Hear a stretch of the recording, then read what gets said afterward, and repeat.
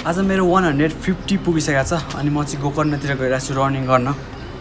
Day 150 पुगिसकेको छ तर जिउमा त्यति साह्रो चेन्जेस भएकै छैन। हल्का फुल्का चेन्ज भएको छ तर म डिमोटिभेट भएको छैन। कन्सिस्टेन्सीको साथ कन्टिन्यू काम गरिरहेको छु। एक न एक दिन पक्कै बिग चेन्ज हुन्छ, त्यो मलाई आफूमाथि पुरै विश्वास छ। कति दिनपछि गइरहेको छु गोकर्णेश्वरतिर, यहाँ त पुरै चेन्ज भएको रहेछ। जम्बू डाँडाको छेउमा पार्क जस्तो एक्सर्साइज गर्नेहरू हालिदिएको रहेछ महानगरले। त्यो भनेको राम्रो हो, ठाउँ ठाउँमा हालिदिनु।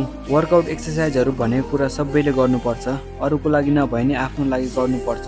हस्पिटल जानुभन्दा राम्रो पहिले आफ्नो लाइफलाई केयर गरेर राख्नुपर्छ। आफ्नो यङ लाइफलाई फुल इन्जोय गर्नुपर्छ, साथमा आफ्नो हेल्थको पनि केयर गर्नुपर्छ। जाँदा जाँदा खोलाको छेउमा बाटो बन्द भइसकेको थियो अनि म अर्को साइडबाट गएको बार नाङ्गेर।